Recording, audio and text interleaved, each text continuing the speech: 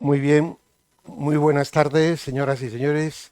Muchísimas gracias por acompañarnos aquí en el Ateneo de Santander. Saludamos también de manera especial a los que nos siguen a través de la red, a través de la página de Ateneo de Santander. Para el Ateneo de Santander es, sin lugar a dudas, un honor poder contar hoy con don Alfonso Tarancón, que junto con su compañero don Javier de Valle han realizado un libro. Son autores de un libro de éxito muy claro y valiente, que analiza con datos y sentido común el comportamiento del clima. La abundante bibliografía que aporta deja claro muchos asuntos que seguro ustedes conocerán en parte hoy y en parte les recomiendo, he tenido la suerte de leerlo antes de saber que iban a venir aquí, premoniciones cuanto la alerta climática lo justifica todo. De verdad, no es publicidad falsa, se lo recomiendo.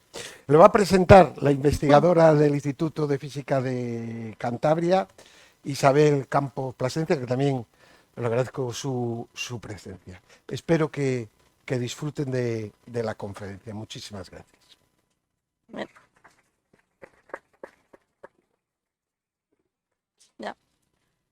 Sí. Ups. Bien, me toca. Ayer estuve pensando que cómo presento yo a Alfonso, ¿no? Cómo presento a mi director de tesis. aunque él ya no se acordará, ¿no? Nos conocemos desde hace muchos años. Vamos a dejarlo ahí. Me gustaría poner en contexto su presentación, pues desde muy arriba, citando a Richard Feynman, un premio Nobel de Física. El conocimiento científico ¿qué es? Es un cuerpo de afirmaciones, algunas seguras o casi seguras, otras muy poco probables, pero sobre la que ninguna tenemos una certeza absoluta. Eso creo que es una afirmación racional en este punto, ¿no? El motor del conocimiento científico, de hecho, es la duda racional. La duda racional es aquella que se basa en dudar sobre la veracidad de una teoría con argumentos, ¿no? En contraposición, digamos, a teorías conspiranoicas que se basan en dudar simplemente dando una opinión sin basarse en qué se basa ese cambio de opinión. Entonces, la idea de que nadie sabía realmente cómo dirigir la sociedad en el siglo XVIII desembocó en las democracias que tenemos ahora.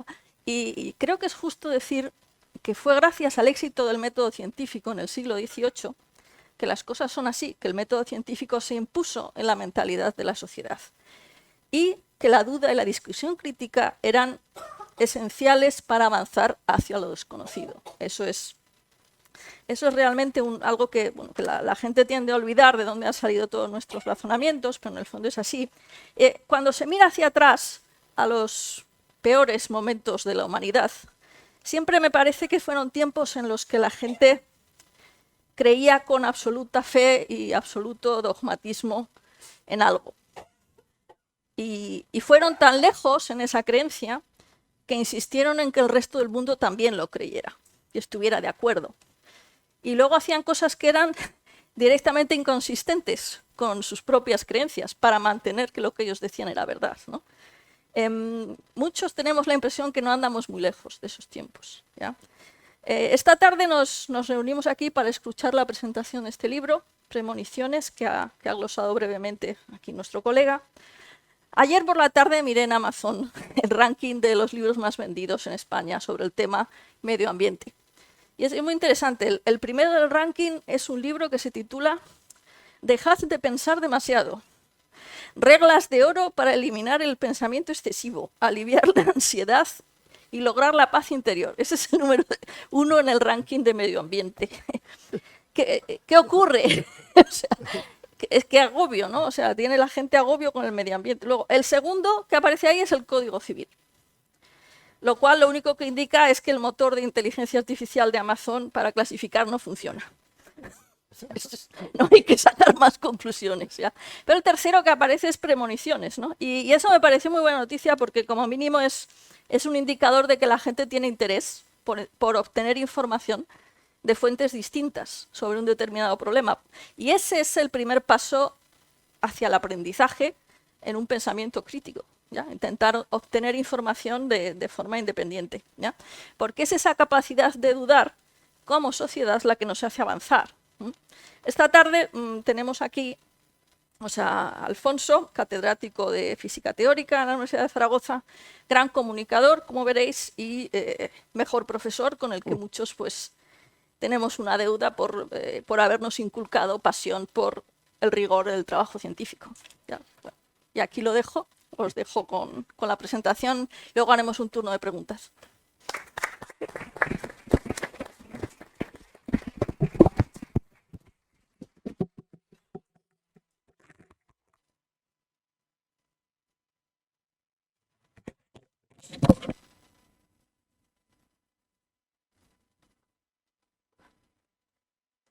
Bueno, pues muchas gracias, en primer lugar al Ateneo por haberme invitado en este magnífico marco y a Isabel Campos también por aceptar hacer esta pequeña presentación.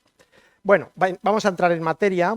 Primero decir que originalmente la presentación la iba a hacer Javier del Valle porque la había estado aquí ya otras veces, pero bueno, le ha salido un tema profesional fuera de España y entonces he venido yo en su lugar, espero estar a la altura.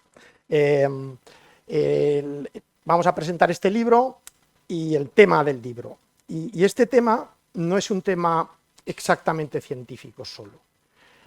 Por desgracia, se ha convertido en algo más, en mucho más. No hay casi nada en la sociedad que no tenga que ver con el cambio climático, o que no nos lo vendan que tiene que ver con el cambio climático. Desde un desodorante, a un corta uñas, a una comida envasada, a un filete de carne, a pasear por la playa. Casi cualquier cosa hoy tiene ese barniz de que tiene relación con el cambio climático y tiene el barniz de que estás conmigo o estás contra mí, de que defender el cambio climático hoy es casi motivo de excomunión.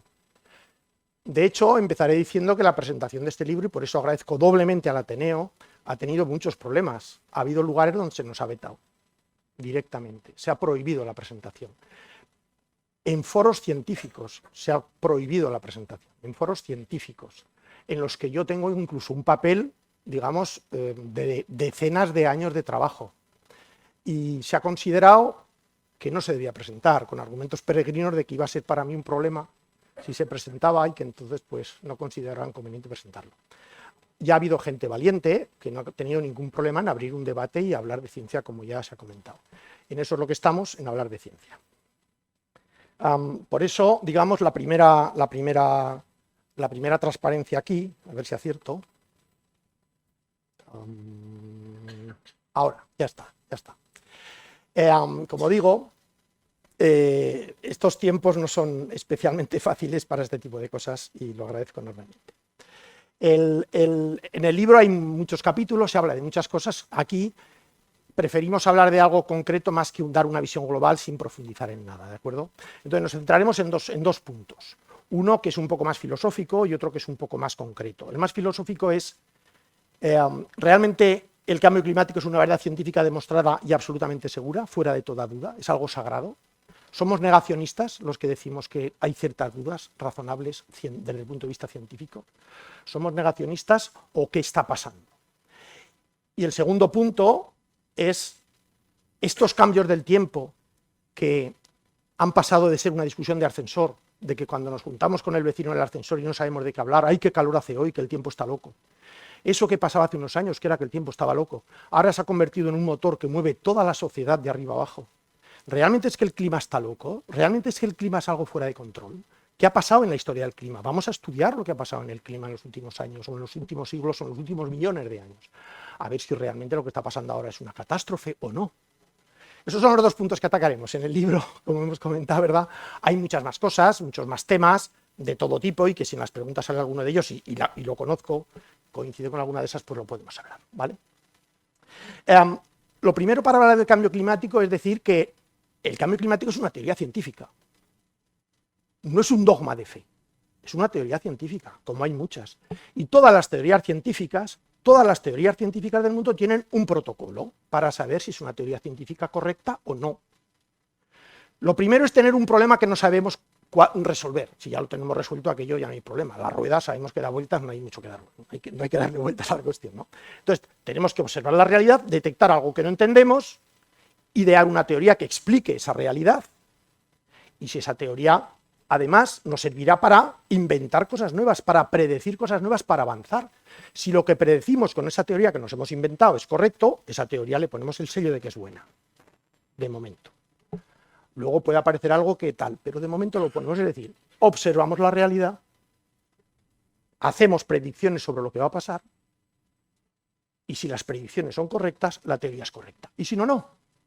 Y eso es una verdad sagrada desde Galileo Galileo hasta nuestros días, en la ciencia. En la política y eso ya no, pero en la ciencia sí. Hay un primer ejemplo rápido que fue en el 200 a.C. Erastótenes tenía una duda.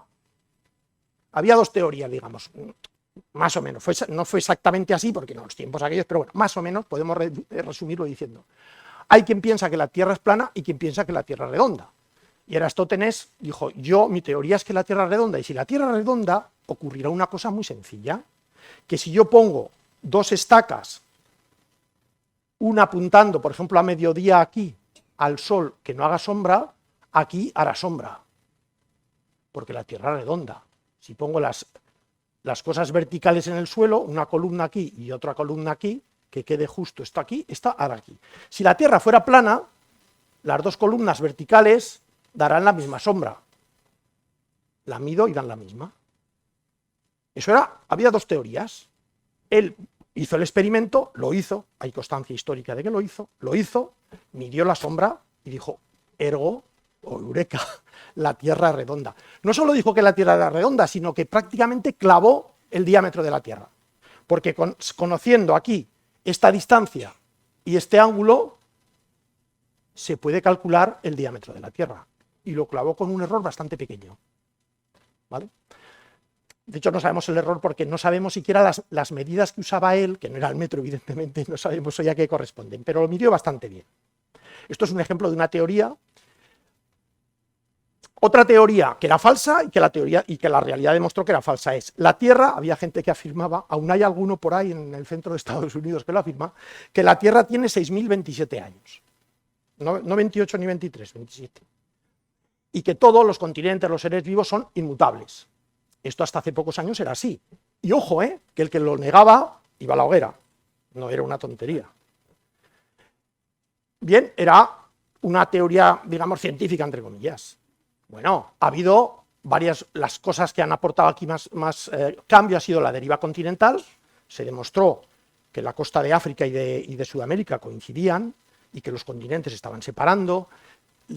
Se descubrieron los fósiles, la teoría de la evolución de Darwin. Cada cosa de estas costó, sudor y lágrimas, ¿no? Desde el punto de vista del reconocimiento científico y social. Entonces, eso demostró que eso de los 6.200 años no era cierto, y que la Tierra hoy se sabe que tiene del orden de 4.700 millones de años, ¿no?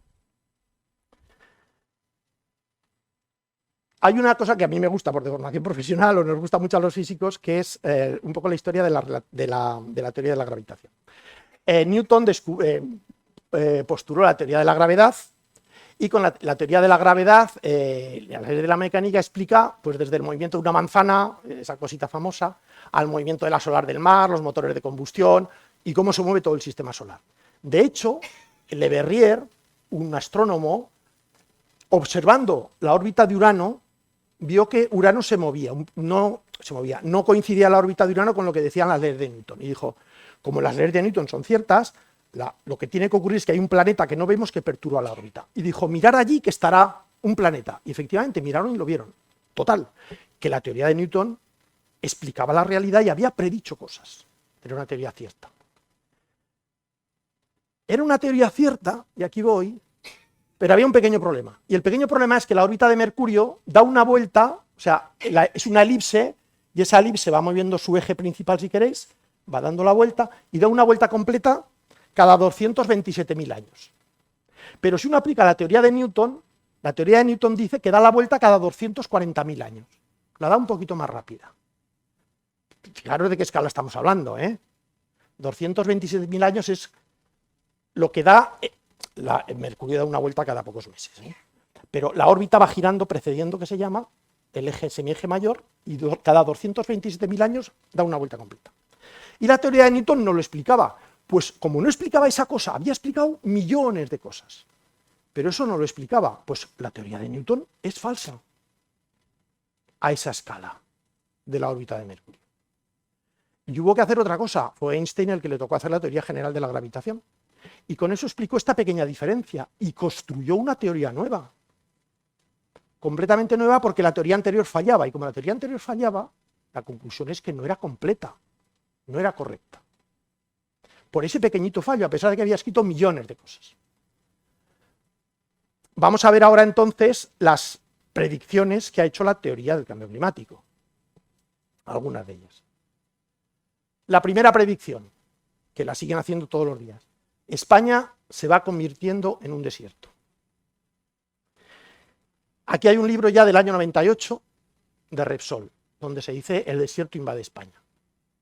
¿Cuáles son los datos reales? Los que vemos de verdad, lo que corresponde a la predicción de que se está desertificando España. Los datos reales son que la masa forestal en España ha crecido un 40% en las últimas décadas, más o menos en los últimos 50 años. La masa forestal se mide por dos factores: por la extensión de zona boscosa, esencialmente, y por el número de pies por hectárea, que se dice, que es el número de árboles, la densidad de árboles, ¿no? Pues entre esas dos cosas ha crecido la superficie forestal y ha crecido el número de pies por hectárea. ¿Cuánto? Según datos del Ministerio de Agricultura. Bueno, ahora se llama de otra manera, pero del Ministerio de Agricultura. Ahora se llama de algo de transición ecológica. Ahora ha crecido el 40%. ¿Por qué? ¿Hay una teoría que lo explique esto en lugar del cambio climático? Pues por supuesto, y está de acuerdo prácticamente todo el mundo. Otra cosa es que se atrevan a decirlo. Los pueblos se han abandonado, la ganadería extensiva se ha abandonado, las cocinillas de leña de los pueblos que consumían la leña de todo alrededor y estaban todo el día cortando leña porque no había gasoil ni había nada, se usaban todos los días del año en los pueblos las cocinas de leña, ha desaparecido, gracias a Dios, y entonces no se consume la leña de los bosques. Y los bosques han crecido sin control. Y eso, bueno, hay datos, digamos, incontestables al respecto. Hago una aclaración, porque también hay veces que con esto hay mucha confusión. Parece ser que los que defendemos este problema con el cambio climático, con la teoría del cambio climático, somos, digamos, personas a sueldo de las grandes multinacionales, de las grandes petroleras sobre todo, ¿no? Remarco que aquí El desierto invade España, este libro dedicado entero a estos temas, es de Repsol. Lo remarco porque si miráis la lista Forbes de España, todos los nuevos que han entrado en la lista Forbes en el último año, prácticamente todos son de empresas de energías renovables. Todos. Y es bien conocido además que todas las puertas giratorias de los políticos están yendo ahora a las empresas de energías renovables. Son ellas las que llevan la voz cantante, las que más dinero están ganando. No soy yo, que soy un pringao. A mí ya digo que no estoy a sueldo de la petrolera. Entonces hay esa falsa denuncia de que estamos pagados por esto, y no es cierto, ni muchísimo menos. Más bien al contrario, las grandes multinacionales, sobre todo a raíz de Al Gore, el cambio que hizo Al Gore fue vicepresidente con Bill Clinton, se opuso cuando era vicepresidente a que Estados Unidos redujera las emisiones de CO2, fue él el que encabezó llevar en contra de Estados Unidos que no redujera las emisiones de CO2, pero cuando perdió las elecciones después, se convirtió en el defensor número uno del cambio climático, hizo la película esta de una mentira cómoda, una verdad incómoda. Eso cambió todo, hizo que todas las grandes multinacionales del mundo se pasaran al lado oscuro de la fuerza, que fue a ser absolutamente defensores y luchadores activos contra el cambio climático, porque supone una reconversión industrial brutal financiada con dinero público. Basta repasar las inversiones que se están haciendo en España de baterías, coches eléctricos. ¿Quién las está pagando? No le están pagando ellos, le estamos pagando nosotros. Cosa impensable en un sistema, digamos, de libre mercado. El oso polar se extinguirá en breve por el deshielo polar. Estas dos fotos las he puesto porque según algunos estudios, son las dos fotos, sobre todo la de abajo, esta, la foto que más ha influido en la extensión del sentimiento de que el cambio climático va a acabar con el planeta. Esta es la que está en el top 1. todo basado en que el oso polar se extingue. Y esta es otra foto típica, que se va el hielo y entonces el pobre oso se está ahogando. Pues bien, hay una predicción, es una teoría, el cambio climático es una teoría, hace una predicción. La predicción que hace es esta raya naranja. En 1980 hace una predicción de que en 2015 esta será la población de osos. Es una predicción.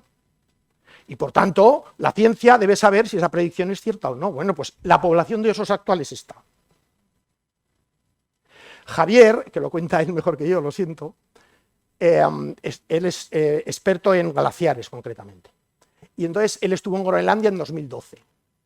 Y cuenta siempre que él estaba ahí en un poblado estudiando y tal, en una población de Groenlandia, y apareció un oso. El protocolo es que el oso, la primera vez que aparece, lo expulsan del poblado. Lo asustan con perros o con disparos al aire y se va. Pero si vuelve a continuación, el protocolo dice que se mata, porque si se acostumbra a la población a comer basuras y cosas de esas, pues es peligroso. Lo matan y luego se lo comen. Se lo comen, porque debe ser bastante buena la carne estofada, me dijo Javier. ¿Qué pasa con el oso polar? Pasa exactamente lo mismo que pasa aquí, por ejemplo, con los jabalíes. Los jabalíes. Mi pueblo, bueno, en realidad el pueblo de mi mujer, que ahora es mío, como debe ser, pues es un pueblo cerca del Pirineo, donde antiguamente había algún jabalí, pero ahora son una peste. Una peste. ¿Por qué? No tienen depredadores naturales, los bosques están abandonados, son impenetrables, y entonces hay jabalís para dar y vender. Con el oso polar ha pasado lo mismo. Ahora no se les puede cazar tanto como antes, entonces se reproducen. A pesar de lo cual, todos los días en el telediario que se están agotando se están extinguiendo los osos polares, como que se está desertificando España. Son cosas que yo, perdonadme, no acabo de comprender cómo es posible que se digan así, con esa desfachatez. El cambio climático hace aumentar el número de inundaciones. Estas gráficas son las originales de los artículos, están así, no están muy bien, pero bueno, se entienden perfectamente. Esto es la precipitación de lluvia en España. Como veis, absolutamente plana. Es que no ha cambiado para nada la pluviometría desde el año 1907 hasta el año 2000. No ha cambiado nada. Está dentro del error estadístico que se dice. Cuando medimos la pluviometría hay un error porque los pluviómetros no son perfectos, de medir en una zona que ha llovido más, en otra ha llovido menos. Hay tanto errores estadísticos que se llama, que se corresponde a eso, como errores sistemáticos, de que hay veces que la gente al mirar mide mal y siempre echan un poco para arriba, para abajo, en fin. Hay una serie de errores, pero dentro del error que se dice, la precipitación ha cambiado, nada, cero. ¿Hay más inundaciones? Ha habido estudios para ver si ha habido realmente más inundaciones. ¿Ha habido más inundaciones? Aquí están. Número de inundaciones. Como veis, muy poquito. La gráfica no es buena, pero hay una tendencia aquí a un aumento del orden del 4 o 5%. Los autores del estudio, que no yo, han explicado desde este estudio del 87 hasta el 2011 que ha habido un aumento de inundaciones del orden del 4 o el 5%, ha habido en España 5.000 kilómetros cuadrados, 5.000 kilómetros cuadrados, no es como Cantabria, pero casi, entero asfaltados, con lo cual la tierra no absorbe esa agua. Pero además de no absorberla y que genera escorrentías tremendas, muchas de esas construcciones es evidente, y el que lo niega, pues no se lo tiene en la cabeza, es evidente que están construidas en zonas inundables, barrancos, zonas de acumulación de agua, etc. Pero claro, si yo soy un político que he recalificado una zona que antes era inundable para que construyan casas, ¿cómo voy a decir que lo he hecho mal? No, por favor, es el cambio climático. Ya me lavo las manos. Repito, los datos son los datos. La precipitación es esta, no ha cambiado absolutamente nada, y las inundaciones son estas, y los autores afirman, no son digamos, tachables de ser activistas contra el cambio climático, ni mucho menos, que se explica absolutamente todo por el aumento de superficie urbanizada. No entraré en los tratamientos que hacen los medios de estas cosas porque yo creo que es bien conocido. Aquí he hecho un resumen de otro tipo de predicciones que abundan en saber si esto es una teoría científica correcta o no. Insisto que para que una teoría científica falle basta un error, ¿eh? Con uno ya vale. Bueno, pues en el 67, hambruna terrible para el 75. En el 70, edad de hielo en el año 2000. Luego abundaré. En los años 70 hubo un enfriamiento, a pesar de que fue una explosión tremenda de combustibles fósiles, de explosiones nucleares y también de volcanes. Pero hubo unos años que la temperatura bajó relativamente. Con lo cual, entonces, lo que se afirmaba que venía es una glaciación. De hecho, venimos de una glaciación, eso es innegable. Ay, perdón. No sé, estoy aquí tocando un poco, perdonar, que os mareo. Vale. La lluvia ácida también hubo una época que era muy preocupante, mata la vida en los lagos. En el 88 las Maldivas estarán bajo el agua en 30 años. Aquí se dijo que en Valencia, toda la zona de la Albufera se inundaría para ahora. Las subidas del nivel del mar destruirá a la mayoría de los países. Ya no digamos un trocito de costa, no, a la mayoría de los países. Los niños no sabrán lo que es la nieve, Gran Bretaña tendrá el clima siberiano para 2020, el Ártico se quedará sin hielo en 2018. Aquí solo he puesto unos pocos porque todos los años dicen una predicción a los años vista que sean. El Ártico. Y 2014 tan solo restan 500 días al caos climático. El caos climático no ha llegado, pero la alerta climática de que hay un caos climático sí. Está clarísimo que hay un caos climático tremendo y es un dogma al que no se puede discutir. Yo salgo a la calle y de la verdad disfruto del clima, ¿no? De hecho, en el libro hay una sección que hacemos un llamamiento a disfrutar del clima, porque parece ser que el clima ahora es un castigo divino, que hay qué calor, qué frío, qué viento, qué lluvia. Ay, pero es un clima maravilloso. He de decir que de toda la historia de la humanidad el mejor clima que tenemos es ahora prácticamente. Casi siempre estamos o en una glaciación o en un periodo de humedad y de lluvias extremos, climas horribles para vivir. Ahora estamos en un clima fantástico. Y no digamos ya con el aire acondicionado y la calefacción, maravilloso. Pues es que todo eso parece que es un castigo. Pues no, es una bendición. Y hay que disfrutar de ello. Lo último, que no está en el libro evidentemente, es lo que ha pasado este año. Y he recortado aquí unas cuantas cosas, un par de cosas. Pero estas son las previsiones de la AEMET, La AEMET. Las hicieron en febrero. Y dice, este mes de mayo del 23, esto es un recorte literal, es una imagen, no es un texto que yo haya escrito, es una imagen de la página web de AEMET de esa fecha. Este mes de mayo del 23 esperamos que continúen las temperaturas por encima de lo normal en todo el país. Predominará un ambiente más cálido de lo normal, tanto en la península como en las islas. Otra predicción, poco después. De momento las previsiones indican que tanto mayo, junio y julio traerán temperaturas muy por encima de lo normal en España. Bla, bla, bla. Bueno, la AEMET ahora ha dicho que el pasado mes de mayo ha sido el más frío del 85. Insisto que esto no me lo invento yo.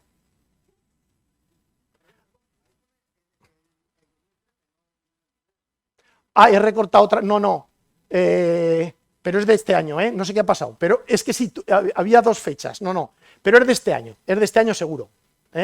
Es que me confundí con una cosa. Aquí lo pone el 23 también en este mapa. Es que no sé por qué lo he recortado mal. Pero es lo mismo. Este año ha sido el más frío de mayo desde el 85, reconocido. Sí, pues es que me he debido liar. Porque como estuve recortando varias cosas, todos los años pasa lo mismo. Lo que pasa es que como recorté varias, luego ya me quedé con esta. Pero casi todos los años, muchos años, o sea, otros años aciertan, Otros años aciertan. Pero es que yo también acierto. Si digo que el mes de mayo va a ser muy caluroso o muy frío, de vez en cuando acierto y de vez en cuando no. Una teoría científica tiene que acertar siempre. Entonces aquí probablemente recorté alguna cosa de este año y luego me confundí. Lo siento, es un fallo. Vale, entonces bueno, este era el mapa típico. El mes de mayo es el más cálido de lo normal y la situación ha sido esta. En lluvias también en lluvias este mes de mayo ha sido el más lluvioso desde que hay registros. ¿Vale? Bien. Esto en cuanto a las predicciones, ¿vale? Entonces, ¿cuál es la conclusión? La conclusión es que para que una teoría científica sea cierta, necesitamos explicar la realidad, explicar lo que ha pasado hasta ahora y explicar lo que va a pasar en el futuro, porque si nuestra teoría es cierta es capaz de predecir las cosas, ¿de acuerdo? Y la teoría del cambio climático no lo está haciendo. No lo está haciendo.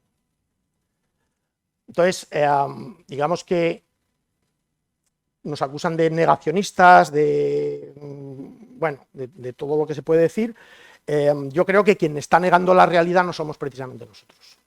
La realidad es la que es. Otra cosa es que se disfrace de manera apropiada. Bueno, paso a un... No sé qué tal vamos de hora. Las 8, bueno, vamos perfectamente. Hablaremos ahora un poco de lo que es ya cuestiones más de tiempo y clima directamente, ¿no? Hasta hace unos cuantos años no se sabía muy bien lo que era el tiempo ni era el clima, porque no se sabía muy bien la historia del planeta. Bueno, de hecho, a nivel, por ejemplo, de física, hasta, por ejemplo, en los tiempos de Einstein, al principio de los tiempos de Einstein, todavía se creía que el universo entero era nuestra galaxia, por ejemplo, solo, y que el planeta, la historia del planeta se conocía muy mal. Y de hecho no se sabía distinguir entre tiempo y clima, ¿no? Bien, ¿qué es el tiempo y qué es el clima?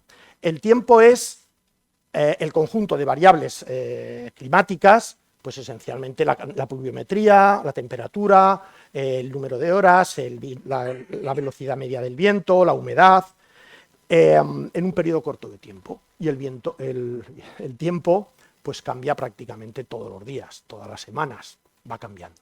Un día hace calor, otro día hace frío, y eso es el tiempo. Si hacemos la media de lo que ocurre en un determinado lugar durante muchos años, hay digamos, un acuerdo más o menos que al menos 30 años, la media de temperatura, pluviometría, horas de insolación, humedad, etcétera, de 30 años es lo que llamamos el clima de una zona. Evidentemente el clima depende de la ventana de 30 años que movamos, pero ya las fluctuaciones en 30 años son mucho más pequeñas que año a año. Entonces, ese periodo largo de tiempo es lo que llamamos clima. Y el clima, evidentemente, cambia poco, mientras que el tiempo cambia mucho. Típicamente los periodos de sequías pues son periodos cíclicos, más o menos se sabe que, bueno, depende, ¿no? Porque es una cosa un poco aleatoria, pero alrededor de 10, 15, 11, 12 años hay periodos de sequía recurrentes, periodos de temperaturas altas y bajas recurrentes, ¿no? Por ejemplo, la última gran sequía fue en los años 90, que se quedaron los pantanos del orden del 15% de capacidad, que ahora debemos estar, bueno, ahora no sé cuánto estamos, pero justo antes de que empezaran estas lluvias estaba al 48-49%, ¿no? De ese orden. Entonces, bueno, hay una diferencia clara entre clima y tiempo, y cuando se han empezado a conocer registros fósiles de la historia de la Tierra, que insisto, tiene 4.700 millones de años, pues desde que hay registros fósiles de la historia de la Tierra se sabe cómo ha ido evolucionando el clima. Evidentemente el tiempo no tenemos ni idea de qué tiempo hacía un día antes de que hubiera textos escritos, pues no sabemos. Pero el clima sí que se sabe porque hay registros fósiles en el hielo, en los árboles, en la tierra, en muchos sitios que se puede extraer información sobre cómo ha sido el clima a lo largo de la historia. El clima, lo que sí se sabe es que está influido por muchos factores, el clima, que no el tiempo, ¿eh? Primero el Sol. El Sol es un planeta que tiene una actividad terrible, tremenda, es una bomba termonuclear gigantesca y tiene fluctuaciones en su actividad. Unas veces tiene más actividad y otras menos, está asociada con las manchas solares, una serie de cosas que conocemos poco, pero sabemos que fluctúa mucho la cantidad de energía que irradia. Por tanto, el Sol es el principal factor, con diferencia de todos los demás. Hay otras características astronómicas que se cree que tienen relación, además del Sol, ¿no? Pero con las glaciaciones. La Tierra no es que esté siempre haciendo lo mismo, hace una elipse, la elipse también precede, como la órbita de Mercurio, es decir, que si la elipse es así, digamos, alargada en esta dirección, con el paso de los siglos, el eje mayor va girando, ¿no? Pero también el eje de la Tierra, que está a 24 grados, ¿no?, inclinado, también precede, no está siempre inclinada la Tierra igual, precede un poco. Y esa inclinación del eje terrestre pues hace que los rayos, si la Tierra en vez de estar así, el Sol está aquí y los rayos pegan así un poco torcida en la Tierra, ¿no? Así. Si la Tierra se pone más así, pues los rayos pegan de otra manera en el hemisferio norte y el sur, y aquello cambia el clima bastante. Entonces hay factores, digamos, de las órbitas de la Tierra que influyen, ¿no? Los volcanes son un factor importante. En épocas pasadas ha habido actividades volcánicas mucho más grandes que ahora. Evidentemente la Tierra, el núcleo de la Tierra se va enfriando, y eso hace que la actividad volcánica al principio era brutal. De hecho, al principio la Tierra era una brasa a miles de grados de temperatura. entera, verdadera. Ahora solo queda eso en el núcleo de la Tierra. Entonces los volcanes van bajando la actividad, aunque no a escala humana, ¿eh? Cambios de actividad en los volcanes se pueden notar a escalas de miles de años, de decenas de miles de años. No es que esto baje, no. Y las actividades humanas también importan, por supuesto, claro. Las actividades humanas también pueden influir sobre el clima, como influyen sobre la naturaleza en general, eso es indudable. Lo que influye cada uno y lo que no, no tenemos ni idea. Y vuelvo a lo que he dicho antes, no hay ningún modelo teórico que haya predicho nada decente de lo que ha pasado. De hecho, las glaciaciones, que sabemos que ha habido un montón y que son un cambio brutal en el clima de la Tierra, no se sabe a qué son debidas. Las glaciaciones son un fenómeno tremendo que hacen que todo se hiele, claro, pero, por ejemplo, el nivel del mar en algunas glaciaciones ha bajado 150 metros de altura. 150 metros de altura el nivel del mar ha bajado. Que ahora estamos que se ha subido 1 milímetro, que se han subido 2. 150 metros de altura. Bueno, esto es un gráfico de, como digo, de los registros fósiles climatológicos de las temperaturas de manera razonablemente cierta, de cómo ha evolucionado. Pues venimos de una glaciación, entonces, bueno, la temperatura ha ido subiendo, ha habido fluctuaciones y estamos aquí. ¿Ha subido la temperatura? Sí, claro, por supuesto, ha subido un poco, eso es innegable, pero el punto fundamental es que el clima es un sistema vivo. ¿Hubo aquí un cambio climático? Pues sí. ¿Lo provocó el hombre? Pues no. Evidentemente hace 10.000 años el hombre no provocó nada, ¿de acuerdo? Y hubo variaciones de temperatura brutales, ¿no? Y aquí, aunque aquí está dibujado así, esto es bastante... Ahora, como aquí hay registros pues históricos, ¿no? Cuando desde los romanos e incluso anteriormente hay registros ya escritos de episodios climáticos extremos normalmente, y sabemos bastante del periodo histórico. Entonces, esta es la historia, como veis. Son cambios no muy grandes, pero que afectan mucho, porque cambios de estos generan pues cambios importantes en el clima global del planeta. El factor fundamental de saber lo que ocurre en un planeta, en el clima, es el termómetro, medir la temperatura. El primer termómetro lo puso en marcha, digamos, Galileo, y eso ya nos permite, luego con registros ya escritos, saber lo que ha pasado. He de decir, aquí entre paréntesis, que medir la temperatura del planeta es muy difícil. Muy difícil. Primero porque la definición de medir la temperatura del planeta, aquí, necesitaríamos, para medir la temperatura con precisión, necesitaríamos llenar el planeta de termómetros, todos ellos iguales, todos con el mismo protocolo, y calcular la media de todos esos números. Primero, no tenemos infinitos termómetros, tenemos pocos. Los termómetros tienen un cierto error, sobre todo en años pasados, ¿no? Error. Eso hace que si uno hace la media de todo aquello y estudia todos los factores de incertidumbre, se genera un cierto error. Un cierto error que es aceptado por todo el mundo en la medida en el orden de medir la temperatura de los últimos 100, 200 años. El error es casi del orden del grado. Porque yo hacía una práctica hace años, no por esto, por otras cosas, porque, bueno, con Isabel trabajamos en cosas de supercomputación y es importante medir la temperatura en una habitación donde hay muchos ordenadores para la refrigeración y tal. Medir la temperatura en una habitación con precisión es muy difícil. Muy difícil. Medirla en el planeta es extremadamente difícil. Y entonces hay un error que aquí no se refleja, porque si no es un... Pero aquí habría que añadir una barrita de error que en esta escala sería de un grado, es decir, de aquí a aquí. ¿Vale? Lo cual es un factor importante para saber un poco si las diferencias que estamos hablando de 1,1 grados o 0,8 grados desde 1900 hasta ahora son significativas o no. Añadiré en este punto otra cosa que a mí me deja estupefacto. Y vuelvo al ejemplo que digo de en una habitación saber la temperatura y luego regularla. Regular la temperatura en esta habitación a base de un termostato que genere aire frío o caliente es muy difícil. Y si la quiero regular por ejemplo, 0,2 grados arriba o abajo, 0,2 grados, es casi imposible. Y eso es un hecho experimental que yo lo he vivido.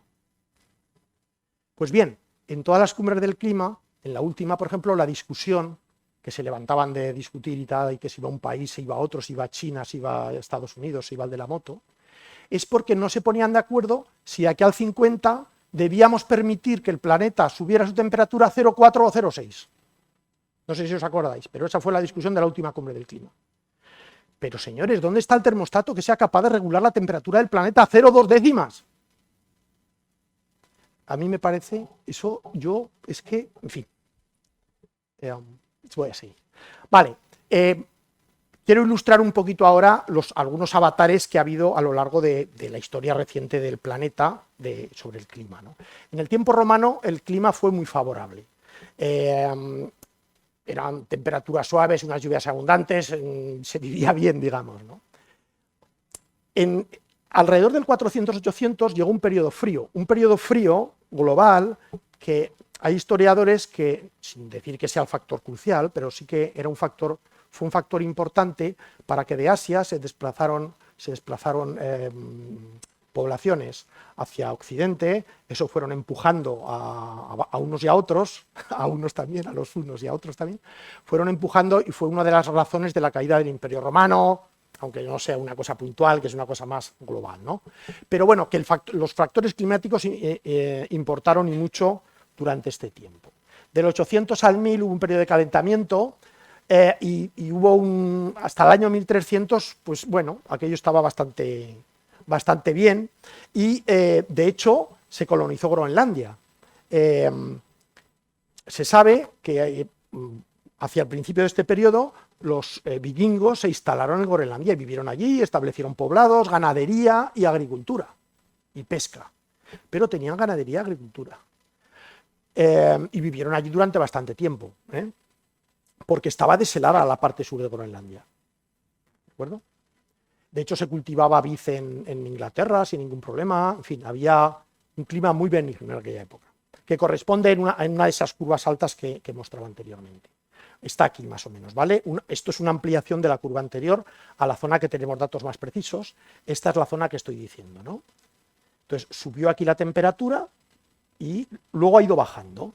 Ha ido bajando y, como se ve aquí, y teniendo una zona especialmente baja, que es lo que se conoce como la pequeña edad de hielo, que está muy bien documentada y que fue una época muy fría, muy fría, muy fría.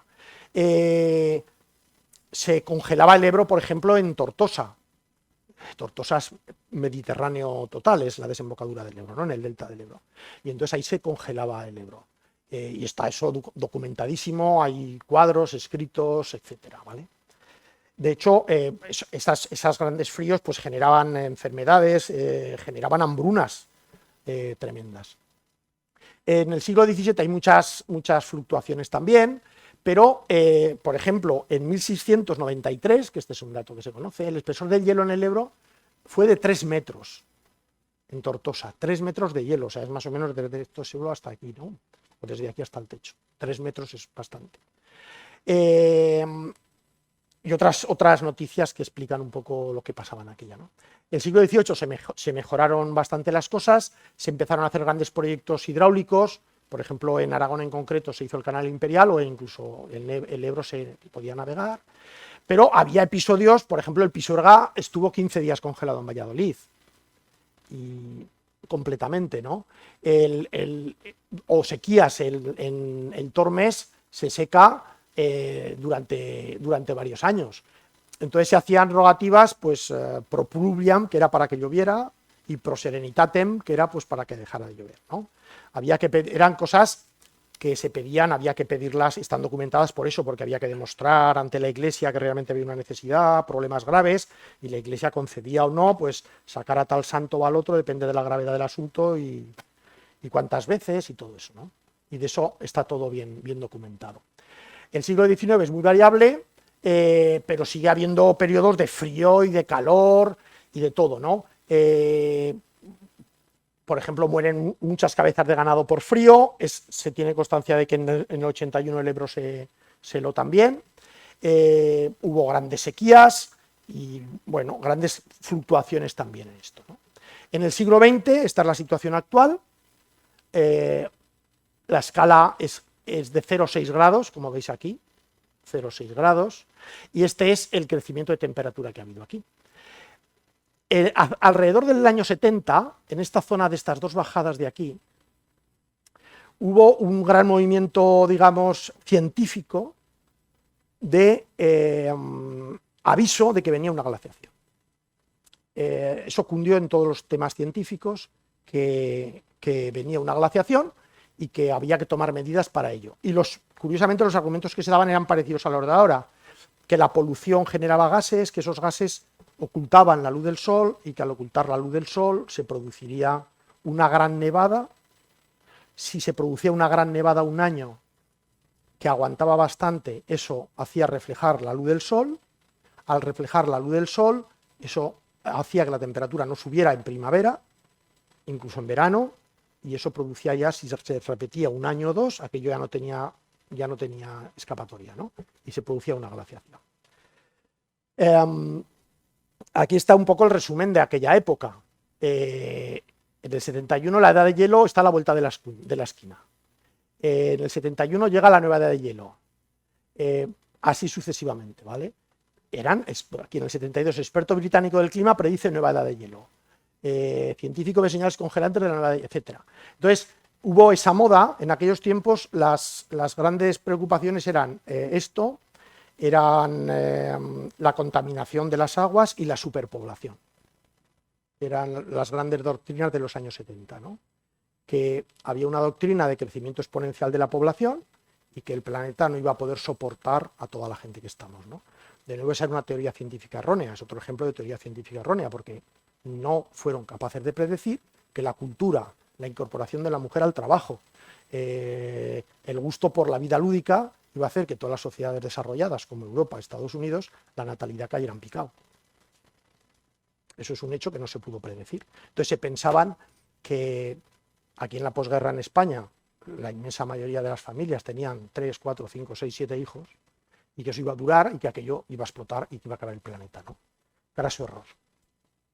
Bueno, estos son varias notas de archivos de aquella época que, bueno, los satélites demostraban, igual que ahora demuestran que se está acabando el planeta por el cambio climático, entonces demostraban que venía una glaciación. Ha habido últimamente varios movimientos, con esto acabo casi, de personalidades muy relevantes que se han visto involucradas directamente en temas relacionados con el cambio climático. Y una cosa es investigar en el campo científico el cambio climático, discutir con colegas, decir esto me parece bien, esto me parece mal, eso es un tema al que yo me apunto, y otro tema es el envoltorio sociológico y político que está tomando esto, de manera que si dices una cosa en contra eres un negacionista y ya te puedes olvidar de la política. Por ejemplo, no hay ningún político que se atreva a criticar nada, porque saben que cualquier político que ponga la mínima duda sobre el cambio climático, al día siguiente está crucificado y expulsado del partido. Entonces, eso es lo que no tiene ningún sentido. Desde el punto de vista, debería ser un tema que se dejara a los científicos discutir tranquilamente, que se pudieran poner los datos encima de la mesa sin lo que pasa ahora, que lo que pasa ahora es que el científico que dice que hay cambio climático recibe 1 millón de euros y el que dice que no recibe una patada. Eso está pasando, porque eso lo conozco directamente. Entonces, claro, el sesgo es complicado. Si ahora mira uno artículos publicados que defiendan el cambio climático y artículos publicados que no lo defiendan, pues hay una diferencia tremenda. Pero una diferencia tremenda porque de base, si vas a hacer un estudio que ponga en cuestión el cambio climático, la subvención que recibes es cero. Cero. O negativa si no te ponen una multa. Vale, en resumen, ¿cuáles son las causas de estos cambios de temperatura en un sistema que es un sistema vivo y que el clima cambia y que la temperatura sube y que la temperatura baja? Muchos y variados. No tenemos ni idea de cuáles son. No tenemos ni idea de cuáles son, quiero decir, cómo afecta a cada uno y en conjunto menos. Sabemos predecir la temperatura con precisión a 9 días. A 9 días. No a 1 mes ni a 2 meses. Todos estos almanaques que sacan los bancos, las petroleras, de lo que va a pasar esta primavera, este verano, que la sacan en invierno, es como la astrología, es falso y lo sabe todo el mundo, a pesar de lo cual lo siguen haciendo. No podemos predecir el clima más allá de 9 días. Más allá de 9 días no lo podemos predecir. ¿Qué va a ocurrir dentro de 1000 años? ¿Qué va a ocurrir dentro de 50 o de 30? No tenemos ni idea. ni idea. Con lo cual, os animo de nuevo a que salgáis a la calle y disfrutéis del clima, que tenemos buen clima, seguro para mucho tiempo, para disfrutar de él. Muchas gracias.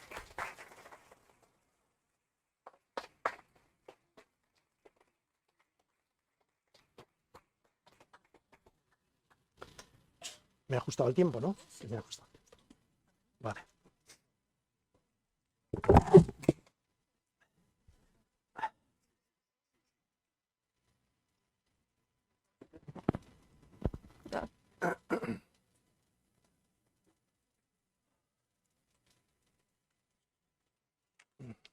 Bueno.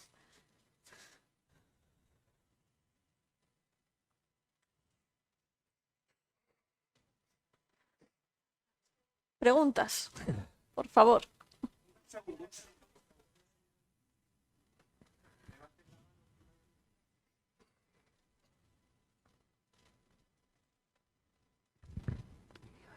Buenas tardes. Últimamente en los medios de comunicación se oye mucho hablar de los problemas de los agricultores, sobre todo en la zona del Mediterráneo, Castilla-La Mancha y demás, porque tienen o muchas inundaciones o mucha sequía.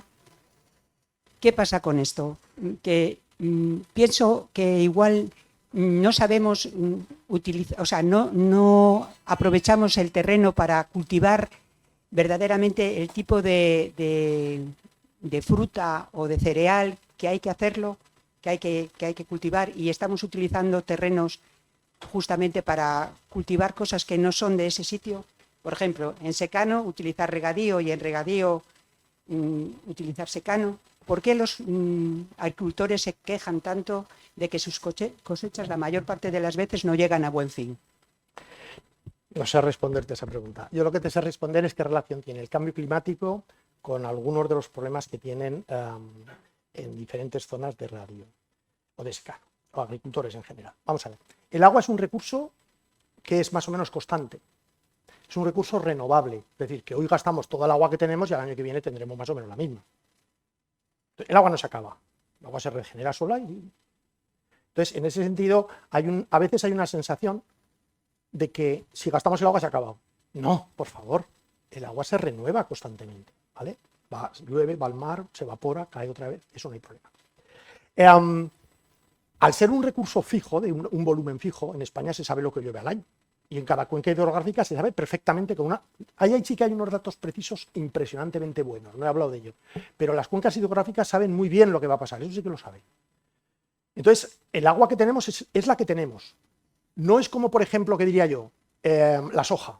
Si resulta que ahora se pone de moda la soja y todo el mundo bebe leche de soja, yo animo a los agricultores a cultivar o traigo soja y puedo multiplicar la producción de soja en el mundo por 10 en 2 o 3 años. ¿De acuerdo? O petróleo, bombeo más petróleo y saco más petróleo. El agua no, el agua es fija.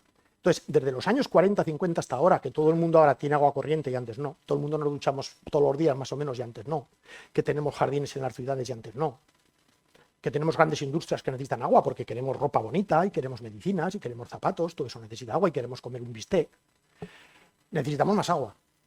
Entonces, efectivamente, el agua, como es una cantidad constante, si la industria o la agricultura necesita más, hay problemas. Eso no tiene nada que ver con el cambio climático. Absolutamente nada. ¿De acuerdo? Eso es lo que te puedo responder. Respecto a los problemas de los agricultores, lo siento, pero eso ya...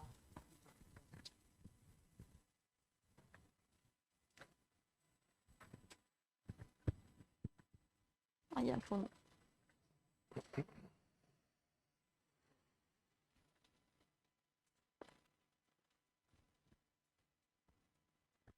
Hola, buenas tardes. Me gustaría saber qué piensa del miedo que nos están metiendo con la temperatura elevada del mar, que si viene el niño, que si viene la niña.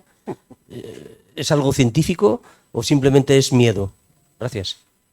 Sí, vamos a ver. Se sabe que hay una correlación entre los fenómenos del niño y la niña con el clima, especialmente en las zonas de América del Sur y un poco a nivel global.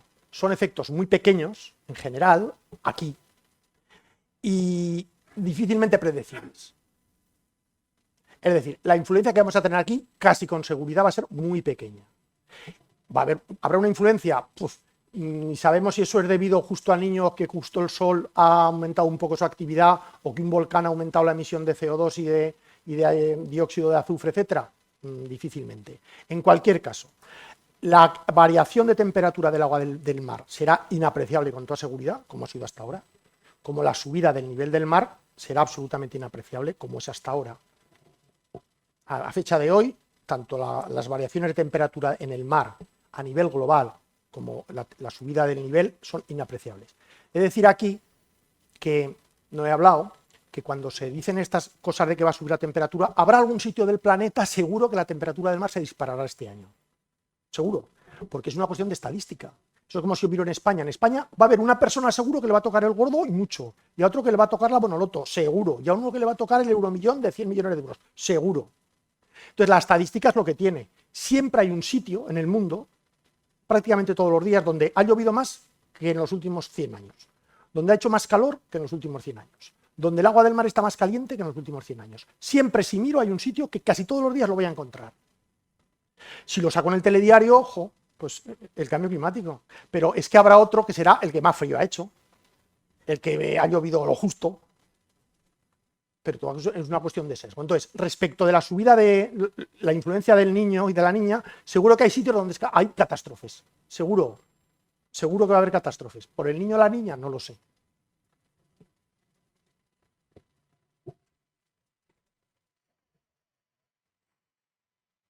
Una pregunta. En muchos sitios del mundo los glaciares han disminuido radicalmente.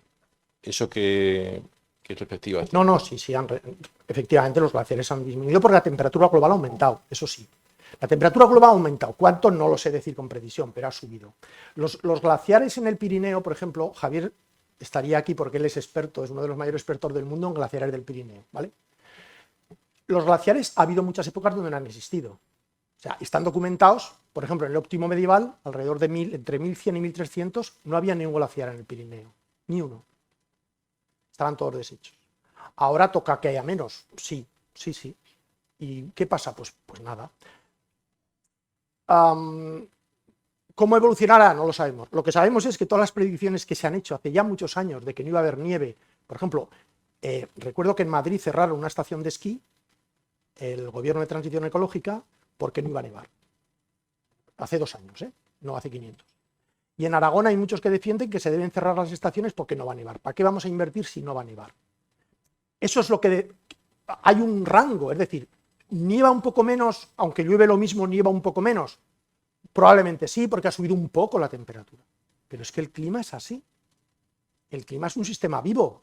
Es como si yo me miro la tensión o la temperatura. ¿Voy a tener a la misma temperatura que mañana por la mañana? Pues seguro que no, porque estoy vivo.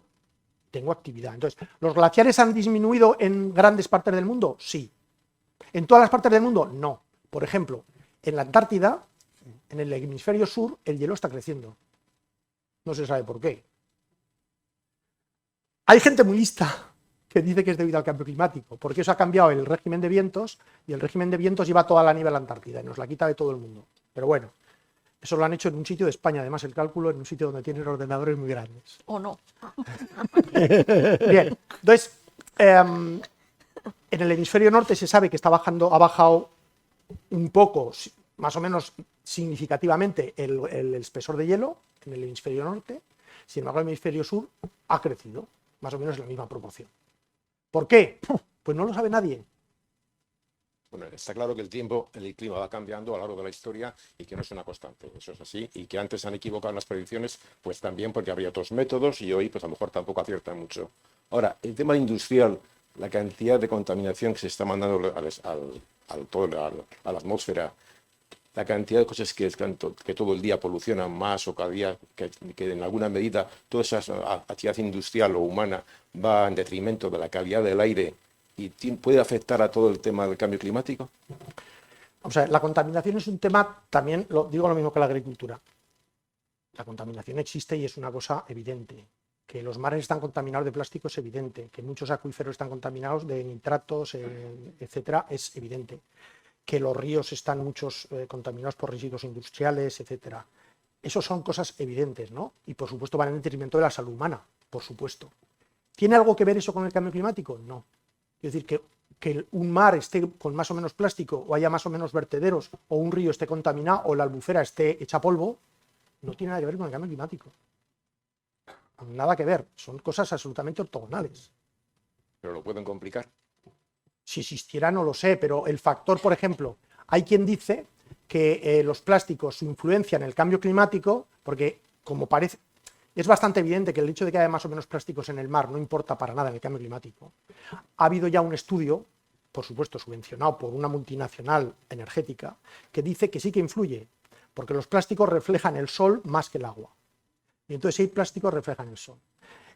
Un cálculo serio de eso demuestra que eso es millones de veces por debajo de cualquier cosa apreciable, el efecto de eso. Entonces, pero son efectos de ese tipo. Por el hecho de que haya más plásticos en el mar, ¿qué puede afectar al cambio climático? Pues una cosa así. Por supuesto, yo estoy absolutamente en contra de cualquier cosa que contamine, que evite que nosotros respiremos aire puro, que la naturaleza esté bien. Pero es que eso no tiene nada que ver con el cambio climático. No se puede meter todo en un saco, porque no es cierto. Son dos problemas.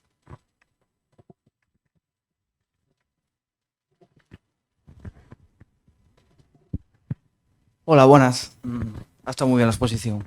Te quería preguntar ¿cómo crees que es posible que dentro de la comunidad científica, ¿no? O dentro de la mayoría de la comunidad científica, como has dicho, haya esa perversión del método científico?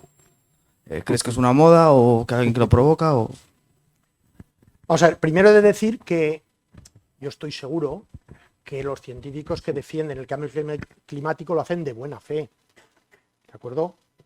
Igual que yo defiendo que a mí no me paga ninguna multinacional del carbón ni nada de eso, también defiendo que los científicos en general que defienden el cambio climático lo hacen porque lo creen de buena fe, digamos, y que lo hacen porque la humanidad necesita hacerlo. No creo que haya ningún contubernio ni ningún problema.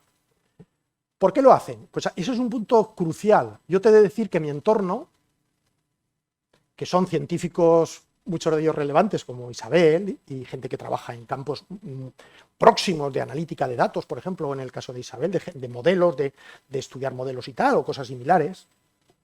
Raramente un científico me ha dicho a mí que no cree nada de lo que digo.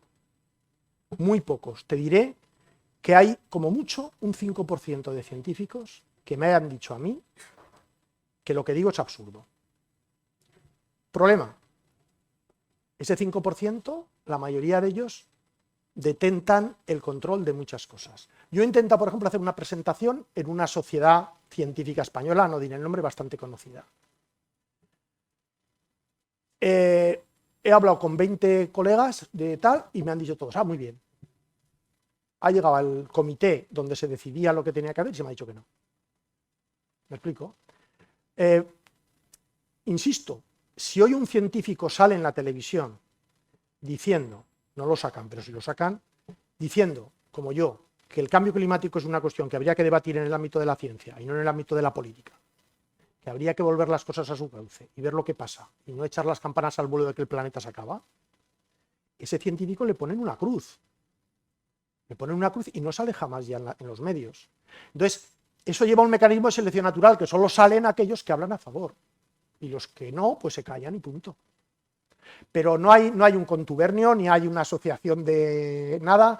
Hay, yo creo, un sentimiento mayoritario de que este tema está llegando a un nivel inquisitorial, que más vale no entrar, porque si entras te vas a salir escaldado. Eso es lo que he captado yo.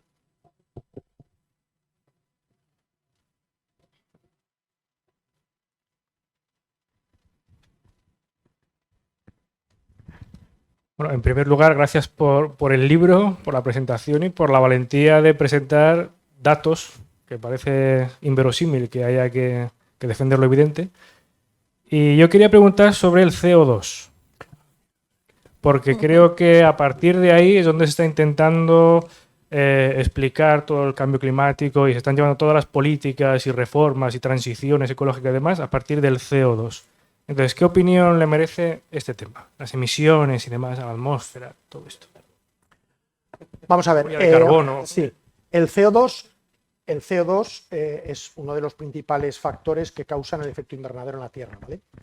Primero decir que parece ya que el CO2 es un gas, es el diablo, ¿no? si no hubiera lo que hay en la atmósfera, más o menos, no habría vida sobre la Tierra, prácticamente. Porque la temperatura sería, si no hubiera CO2, sería brutalmente baja. Entonces, la presencia del CO2 es vital.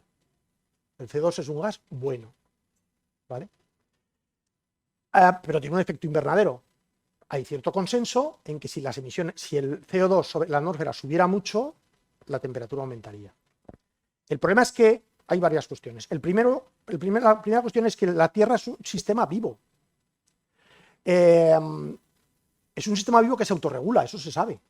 Y entonces, si uno emite más CO2, tiene mecanismos para absorber más CO2. Las plantas absorben más CO2, el mar, sobre todo, absorbe más CO2.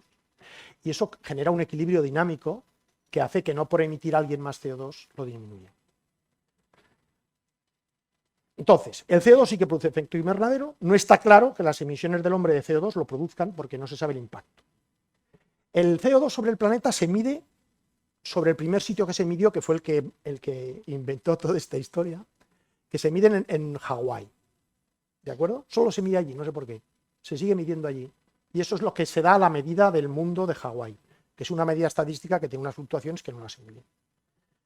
Toda la política del mundo gira a ese entorno. Voy a poner un ejemplo, aunque me extienda unos minutos, de algo que está contado en el libro, de algo que es para mí también bastante surrealista. No podemos quemar carbón. Yo en Aragón, que había una central importante en Andorra, no digo que se me cayeran las lágrimas, pero me dio un disgusto con mi mujer, me quedé estupefacto cuando vi dinamitar las torres de Endesa en Andorra. Andorra de Teruel. En Andorra, que no me digo, vaya, Andorra, Escatrón, hay varios sitios, pues en Andorra de Andorra. Teruel. Había montado un entarimado allí, estaba todo el mundo subido, todos los políticos, en un tablao de estos, viendo cómo dinamitaban las torres. Me sonó a mí a cuando dinamitaban las estatuas en Afganistán, ¿no? No se podía quemar carbón. Sin embargo, hay que hacer pellets. Porque los pellets son neutros en CO2. Falso. No lo digo yo. Las revistas más prestigiosas del mundo, Nature, Nature y Science, las dos más prestigiosas del mundo, han publicado artículos que yo me quedé pasmado también cuando los vi, porque es evidente, demostrando que la emisión neta de CO2 a la atmósfera de los pellets y del carbón es la misma. ¿Por qué es la misma? Porque si yo cojo un pellet y lo quemo, ese pellet que lo hubiera absorbido la Tierra y se hubiera convertido en carbono de aquí a 5.000 años, o en materia orgánica y se queda en la Tierra, si ese carbono no lo dejo que quede en la Tierra y lo quemo, lo emito a la atmósfera. Es decir, si yo al bosque lo dejo en paz, el bosque absorbe CO2 y lo deposita en la Tierra. Por tanto, eso absorbe CO2. Si quemo el CO2 que me absorbe el bosque, estoy haciendo una emisión neta a la atmósfera de CO2 equivalente a la cantidad de energía que genero. Esa cantidad neta es exactamente la misma que genera el carbón. Eso no lo digo yo, lo dicen unos investigadores los más prestigiosos del mundo en el campo, es una cosa evidente. Pues bien, las centrales de carbón las han dinamitado, con dinamita, con toda la economía que eso conlleva, y los pellets son una moda subvencionada, te pagan la estufa, te pagan el pellet y te ponen una alfombra, a cambio de que la gran parte de los políticos acaban en empresas de pellets, por supuesto, pero es otro tema.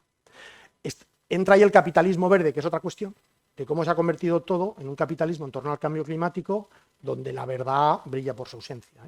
Pero la emisión de CO2, resumiendo, que me he ido por las ramas, efectivamente crea efecto invernadero, pero no se sabe muy bien cuáles son los mecanismos autorregulatorios del planeta que hacen que eso pueda ser más o menos dañino para el clima.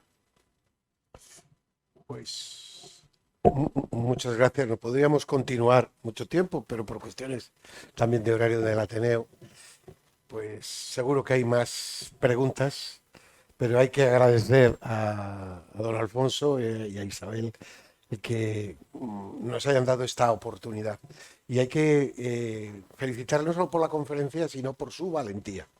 Su valentía, todas estas cuestiones que están ocurriendo a nivel informativo son muy graves. Este sería otro problema más de mi profesión, de cómo se está coartando la opinión libre en la ciencia. Ha pasado lo mismo con el tema reciente de la pandemia. Los que tenemos amigos científicos te hablan cosas que ponen los pelos de punta. Entonces, no se sabe, pero la búsqueda de la verdad debe de ser algo permanente en el ser humano. No se trata de tener razón o no tenerla, sino buscar la verdad. Por eso, el Ateneo hoy se siente muy orgulloso de que haya podido celebrar. Muchas gracias, Isabel. Gracias. Y Alfonso. Muchas gracias. Sí. Por si queréis colaborar y va a estar aquí para firmar. ¿Dónde firmo? ¿Fuera?